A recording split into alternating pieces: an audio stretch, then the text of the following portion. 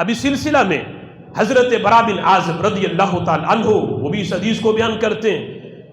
کہتے ہیں ان رسول اللہ صلی اللہ علیہ وسلم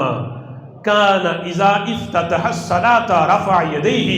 الى قریب من اذنیہ ثم لا یعود۔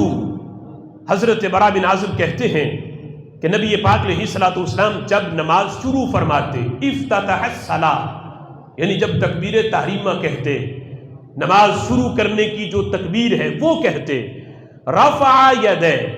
اس وقت حضور اپنے ہاتھوں کو اٹھاتے۔ کہاں تک اٹھاتے؟ یہاں تک سینے تک نہیں،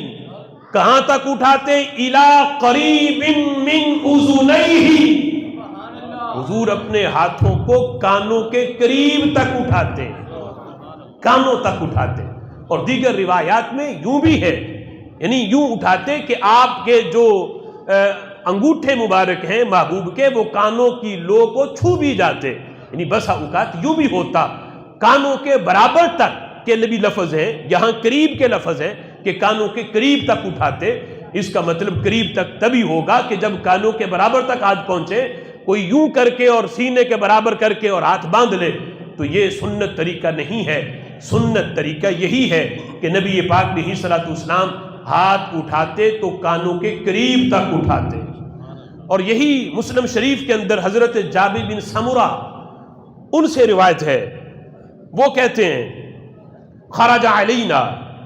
اور یہاں کہا کہ حضور کانوں کے قریب تک ہاتھ اٹھاتے، ثم لا یعود، اس کے بعد پوری نماز کے اندر حضور دوبارہ اعادہ نہ کرتے، نہ رکوع میں جاتے، نہ اٹھتے، نہ دو سجدوں کے درمیان کسی جگہ پر بھی دوبارہ رفع یدین نہ کرتے، ہاتھ نہ اٹھاتے، یہاں تک کہ نماز مکمل کر لیتے۔ مسلم شریف کی حدیث،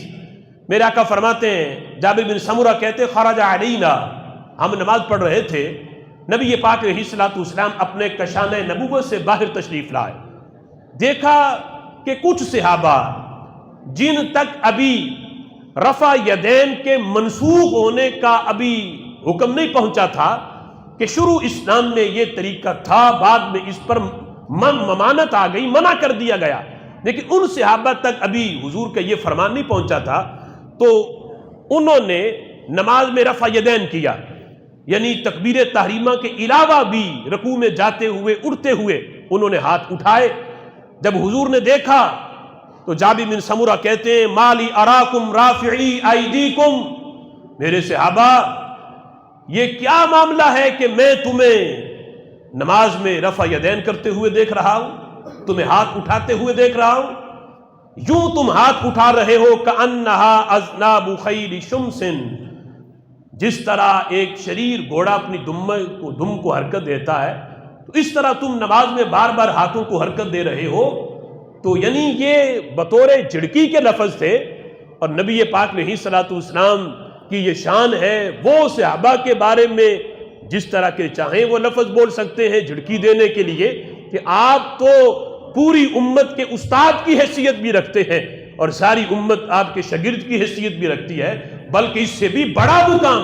جو ایک استاد کو ہوتا ہے اس سے بھی کئی گنا بڑھ کر نبی پاک علیہ الصلوۃ والسلام کا مقام اور مرتبہ ہے۔ وہ جس طرح چاہیں صحابہ کو جھڑکی دے کے بھی کوئی بات بتا سکتے ہیں۔ فرمائے یوں اپنے ہاتھوں کو نماز میں حرکت نہ دو جس طرح یہ گھوڑے والا معاملہ ہے۔ اسکنوا فی الصلاۃ، نماز میں ساکن رہو،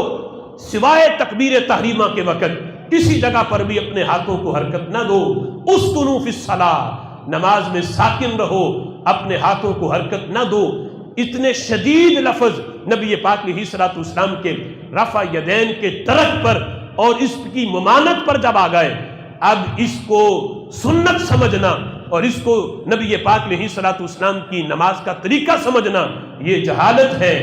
نماز کا صحیح طریقہ وہی ہے جس کو میرے محبوب بیان کرتے ہیں کہ صرف تکبیر تحریمہ کے وقت تو ہاتھ اٹھائے جائیں، اس کے علاوہ کسی جگہ پر بھی